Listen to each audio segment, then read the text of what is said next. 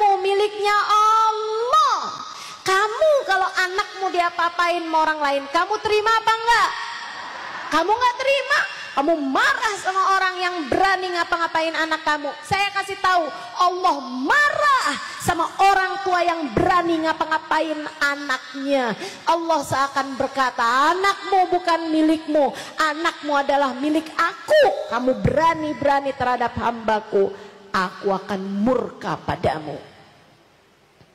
Hati-hati, hati-hati. Ustazah, rezeki saya susah banget Ustazah. Coba liatin, kamu suka marah-marah gak sama anak kamu? Coba liatin. Ustazah, saya kok jadi orang nih Ustazah, kok kayak hidup saya susah mulu nih Ustazah. Hidup saya di dunia ini susah mulu Ustazah. Coba liatin cara kamu memperlakukan anak-anakmu seperti apa.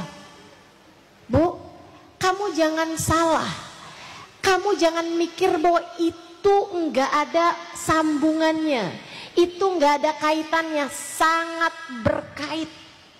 Ibu-ibu sekalian, kamu sayangi anakmu, kamu berbuat baik pada anakmu, kamu cintai anakmu, kamu dekap anakmu, kamu puji anakmu, kamu hangatkan hati anakmu, Allah subhanahu wa ta'ala akan cinta padamu. Allah akan mudahkan urusanmu. Allah akan bentangkan kasih sayangnya padamu. Allah akan dekap kamu dengan dekap rahmatnya sesuai dengan perlakuanmu terhadap anak-anakmu. Maka ibu-ibu sekalian, yang baik sama anak, yang baik sama anak. Bu, kalau bukan kamu yang sayang sama anakmu, siapa lagi? Ibu-ibu sekalian, seperti yang tadi saya sudah sampaikan, saya nggak pernah hamil, saya nggak pernah punya anak. Tapi Bu, Ibu tahu, hal yang paling menyakitkan saya adalah ketika seorang anak diperlakukan keji oleh siapapun, apalagi jika itu adalah oleh orang tuanya sendiri. Dia hambanya Allah, dia hambanya Allah. Bagaimana mungkin ada orang yang tega untuk menyakiti dia? Dia tidak bersalah. Kullu mauludin yulad ala fitrah. Semua anak terlahir dengan membawa fitrah. Dia suci, dia lahir di atas muka bumi ini dalam keadaan suci. Jangan sampai kamu karena kesel sama bapaknya, kemudian kamu sakiti hati anaknya. Saya pesan sama kamu, sungguh-sungguh saya sampaikan sama kamu, yang sayang sama anakmu, Bu, biar kamu disayang sama Allah. Jangan sakiti hati anakmu, Bu. Jangan sakiti hati anakmu. Sebab kamu adalah ibunya. Kalau bukan kamu yang paling menunjukkan kasih sayang Allah kepada anakmu, itu siapa lagi kiranya? Bukankah kamu telah melahirkannya dengan separuh hidupmu? Bukankah 9 bulan kamu pernah berada dalam satu tubuh dengannya? Hembusan nafasmu adalah kehidupannya.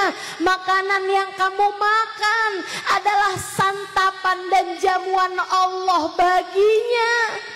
9 bulan kamu berada dalam satu hembusan nafas. 9 bulan nyawanya bersambung dengan nyawamu. Bagaimana mungkin kamu tidak menyayanginya? Kamu tentu masih ingat saat-saat ketika kamu setengah mati melahirkannya. Kemudian saat-saat kamu pertama kali mendekap tubuh kecil itu, bukankah kamu jatuh cinta padanya? Bukankah kamu jatuh cinta padanya? Lantas siapa yang pernah memperbolehkan kamu pukul dia, kamu jewer dia, kamu kata-katain dia? Ibu-ibu saudariku sekalian yang saya muliakan, jangan jahat sama anakmu. Sayangi anakmu, Bu, sayangi anakmu, biar penciptanya menyayangimu. Cintai anakmu agar penciptanya, pemiliknya mencintaimu. Pastikan anakmu berada dalam keadaan aman, nyaman, agar segala kenyamanan Allah berikan padamu. Insya jelas. Sebelum saya sampaikan masih ada 2 lagi poin. Saya ulangi lagi. Yang pertama tadi apa? Yang kedua apa? Takwa, jadilah ibu yang soleha. Yang ketiga apa tadi? Sayangi anak, perlakukan anak dengan penuh kasih. Yang keempat, pastikan nafkah yang kamu berikan dan atau suamimu berikan berasal dari nafkah yang halal. Penting. Jangan mau cari rejeki yang haram ataupun syubhat, jangan mau nguasain harta warisan keluarga, jangan mau kamu berbuat sesuatu yang diharamkan Allah untuk mendapatkan materi, kemudian materi tersebut kamu berikan untuk makan anak-anakmu, untuk pakaian anak-anakmu. Enggak, Bu, itu kayak api yang akan membakar mereka dunia sebelum kelak di akhirat nanti. Kata Nabi Muhammad sallallahu alaihi wasallam, man akalal haram kullu lahmin nabata min suhtin fannaru aula bih.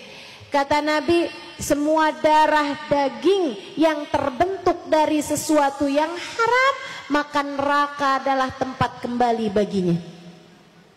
Jangan sampai anakmu jadi anak-anak ahli neraka hanya karena kamu memberikan padanya nafkah yang tidak halal. Sampaikan kepada suamimu, Bang, nggak apa-apa kok, dikit yang penting halal, nggak apa-apa. Jangan sampai ada di antara kita yang bilang, pokoknya sekian pengeluaran, gua nggak mau tahu lo dapatnya dari mana, biar keteng rampok juga terserah. Jangan.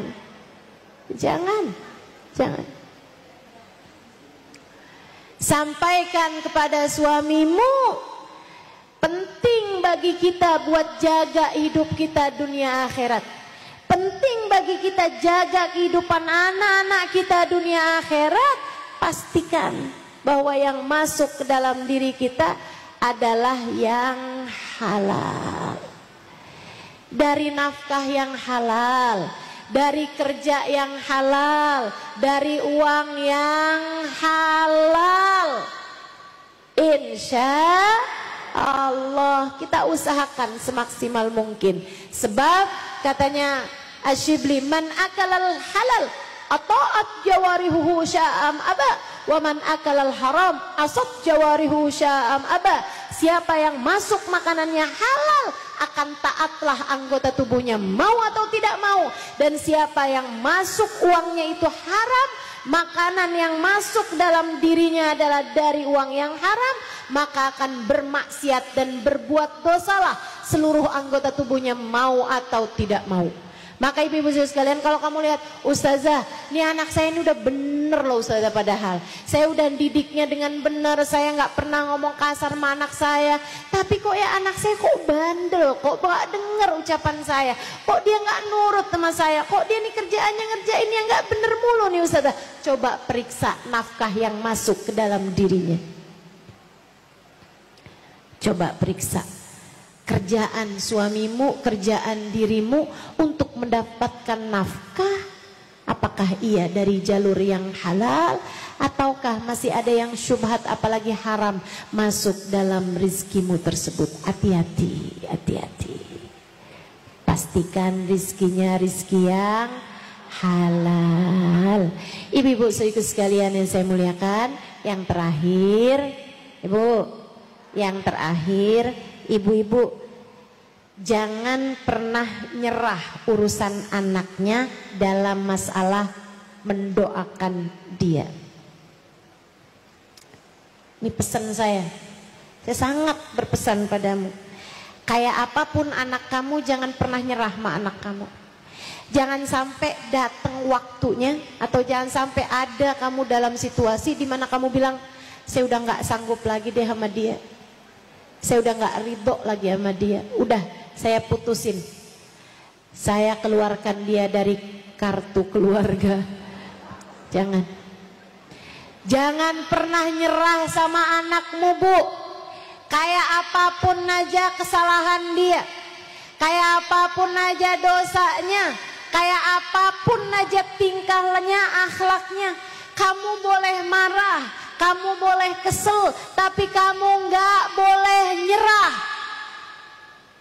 Saya sampaikan dengan sungguh-sungguh padamu, atas nama cinta, atas nama sayang saya sama kamu.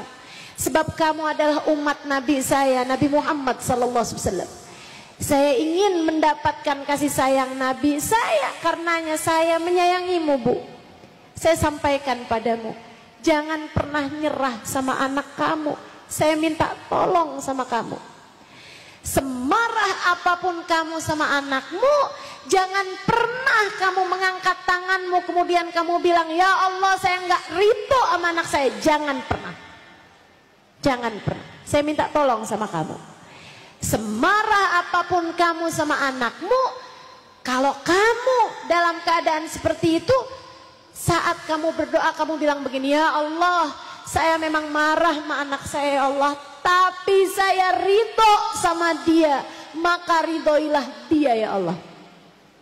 Saya marah memang sama anak saya kesel sama anak saya ya Allah, tapi saya ridho sama anak saya ya Allah. Ampunilah saya, ampunilah anak saya ya Allah.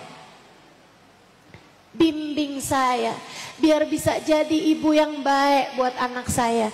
Bimbing anak saya ya Allah biar bisa jadi anak yang baik buat saya, ibunya. Minta sama anakmu, minta sama Allah SWT seperti itu. Kenapa? Nih dengerin, kalau kamu nggak ridho sama anak kamu, Allah nggak akan ridho sama anak kamu. Sebab Allah bilang seperti kata Nabi Muhammad, ridallah fi ridal walidain wa sukhtullah fi sukhtil walidain. Ridha Allah terletak pada ridha orang tua, murka Allah pun terletak pada murka orang tua. Kalau kamu marah sama anakmu, kamu murka sama anakmu, kamu nggak ridho sama anakmu, Allah pun akan begitu kepada anakmu. Dan kalau anakmu sampai nggak diridhoi Allah, Bu, anakmu bakalan jadi ahli neraka. Dan itu pasti akan menyedihkan hatimu.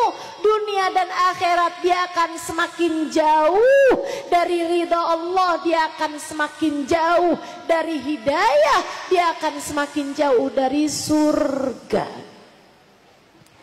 Tapi kalau kamu tetap ridho sama anak kamu, Allah pun akan ridho sama dia. Kalau sudah Allah ridho sama dia, itu cuma soal waktu. Sekarang anakmu bandel, ntar lama-lama enggak lagi. Sekarang anakmu sholatnya belum benar, tapi kalau kamu tetap ridho sama anakmu, Allah akan ridho. Lama kelamaan Allah akan beri hidayah kepada anakmu, sehingga anakmu nanti akan menjadi anak yang soleh, akan jadi anak yang soleha. Maka seperti apapun keadaan anakmu, tetaplah ridho padanya. Ibu-ibu saudaraku sekalian, nanti kalau anakmu soleh soleha, saat kamu meninggal dunia, Bu, tiap sholat yang dia lakukan pahalanya akan ngalir ke dalam kuburmu. Kalau kamu meninggalkan anak yang soleh-solehah, setiap sedekah yang anakmu lakukan pahalanya akan ngalir ke dalam alam kuburmu. Kalau anakmu adalah anak-anak yang baik, anak-anak yang mulia, setiap kebaikan yang dia lakukan, setiap amal soleh yang mereka kerjakan akan mengalirkan pahalanya ke dalam alam kuburmu sesudah kamu mati nanti. Ibu-ibu tahu, setiap kali saya mengajar, pahala ngajar saya ngalir ke dalam kubur ibu saya.